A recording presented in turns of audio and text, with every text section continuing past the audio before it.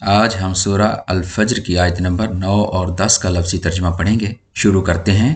وَثَمُودَ الَّذِينَ جَابُوا الصَّخْرَ بِالْوَادِ وَفِرْعَوْنَ ذِي الْأَوْتَادِ۔ وَثَمُودَ اور سمود، اور سمود اور سمود کے ساتھ، اور سمود والوں کے ساتھ، الذین وہ جو یا پھر وہ جنہوں نے، جابوا الصخر، جابوا تراشنا، گھڑنا یا پھر کاٹنا، پھاڑنا، اور سمود وہ جنہوں نے تراشا صخرہ۔ صخرہ کہتے ہیں بڑے پتھر کو، مضبوط چٹان کو۔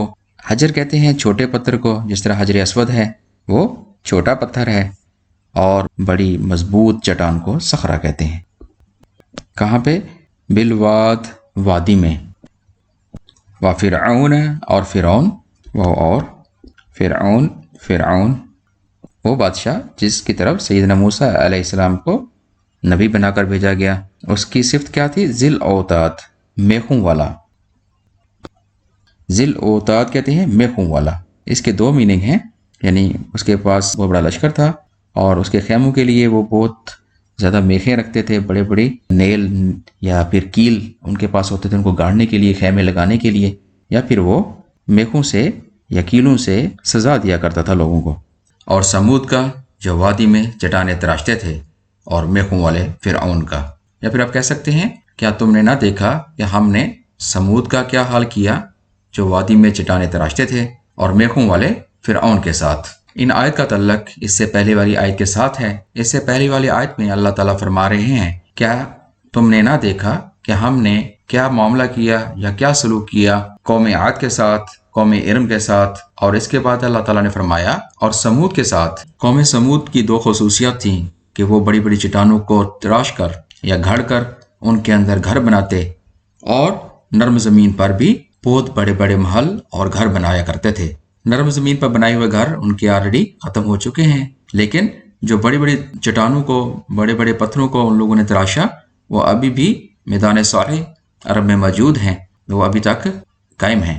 سمود وہ بادشاہ ہے جن کی طرف سیدنا صالح علیہ السلام کو اللہ تعالیٰ نے نبی بنا کر بھیجا، اور اللہ تعالیٰ نے ان کے آزمائش کے لیے اونٹنی کو پیدا کیا، اور پھر اس قوم نے اللہ کی اونٹنی کے کونچیں کاٹ ڈالیں، اللہ کی اونٹنی کے پاؤں کے مسل کاٹ دیے جس سے وہ کھڑی نہیں ہو سکتی تھی، اور وہ اسی طرح اس اونٹنی کو ان لوگوں نے ہلاک کر دیا، کیونکہ وہ اپنی طاقت پر گھمنڈ کرتے، غرور کرتے، تکبر کرتے، اور اللہ تعالیٰ نے ان کی سرکشی کی وجہ سے ان پر عذاب الہی نازل فرمایا اور اس قوم کو نست و نبود کر دیا۔ دوسری آیت میں اللہ تعالیٰ نے فرعون کے بارے میں فرمایا، فرعون جو میخوں والا تھا۔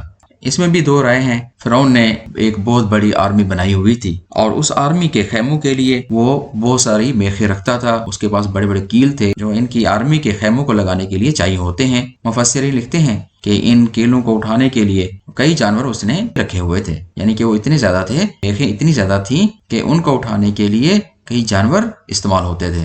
اور دوسری رائے یہ ہے کہ فرعون میخوں سے سزا دیا کرتا تھا۔ تفسیر میں آتا ہے کہ اس نے دو خواتین کو میخوں سے گاڑ کر سزا دی اور وہ ہلاک ہوئیں۔ ان میں فرعون کے وزیر کی بیوی شامل تھی جو مومنہ تھی، جو اللہ پر ایمان لے آئی تھی۔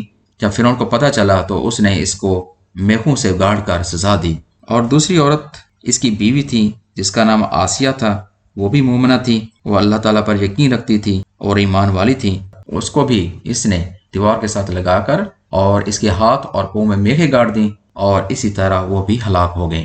یعنی وہ دونوں ہاتھ پھیلا کر کسی دیوار کے ساتھ اس میں میخیں گاڑ دیتا، اور اسی طرح دونوں پاؤں میں بھی میخیں گاڑ دیتا، اور وہ آدمی یا پھر عورت اسی طرح سسک کر مر جاتی۔ فرعون وہ بادشاہ ہے جس کی طرف سیدنا موسیٰ علیہ السلام کو نبی بنا کر بھیجا گیا، لیکن اس نے بھی سرکشی کی، اور اللہ تعالیٰ نے اس کو دریا میں غرق کیا۔